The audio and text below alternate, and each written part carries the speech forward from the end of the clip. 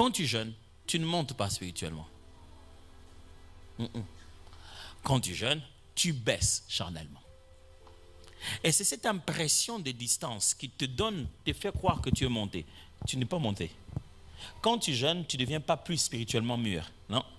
Tu deviens seulement spirituellement sensible.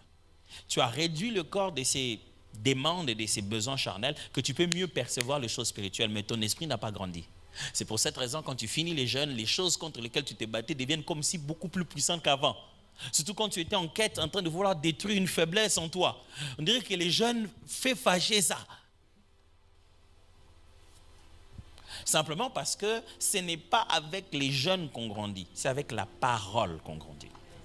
Je ne veux pas savoir combien de temps tu as vidé ton estomac, je veux savoir qu'est-ce que tu as mis dans ton esprit comme parole de Dieu pendant que tu vidais ton estomac. On ne grandit pas parce qu'on a gêné, on grandit parce qu'on a introduit la croyance dans notre homme intrinsèque. On y croit maintenant, non pas avec notre tête. Tout notre être est d'accord avec cette vérité. Il y a plein de choses que j'explique ici que vous avez compris, mais tout en vous n'a pas encore cru. Il faudra aller chercher les racines de l'école primaire, là où votre enseignante vous avait dit 1 + 1, et puis enlever ça pendant que toute votre vie est basée sur ça, et replacer une nouvelle base. C'est loin ça. Est-ce que vous avez compris maintenant comment on fait pour commencer maintenant à s'approcher de Dieu? Il y a quelque chose dans ton esprit que tu ne peux pas percevoir de la parole de Dieu quand tu as encore ton corps en train de manger, en train de regarder la télé. Non. Ça demande, quand on jeûne, ce n'est pas seulement vider son estomac, mais c'est aussi concentrer son temps. On se focalise à la prière, on se dévoue à la prière. Pendant ce moment, tu es dévoué à la prière. C'est pour cette raison que les moments les plus forts de ta vie spirituelle, tu les as passés dans des retraites. Pourquoi? Tu étais parti pour recevoir. Déterminé, spirituellement ouvert, tu es parti pour recevoir. Tu es parti pour rencontrer Dieu. Même dans ta soif, tu es venu pour quelque chose. C'est ça qui te fait grandir. Maintenant, tu dois avoir une vie.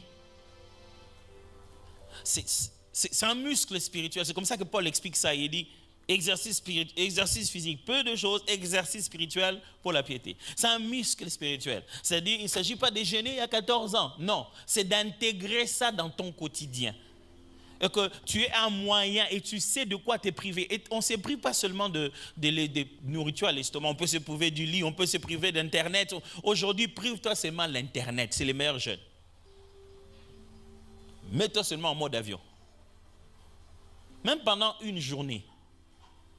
Tu vas voir comment ta tête va réclamer l'addiction. Tu vois comme l'instrument réclame la nourriture. Ta tête est devenue si addicte, elle va réclamer ça. Tu as toujours l'impression que tu manques un bon message, un message important. Quelqu'un voulait t'écrire, c'est comme si on t'a promis des millions. Ça devait venir que ce jour-là.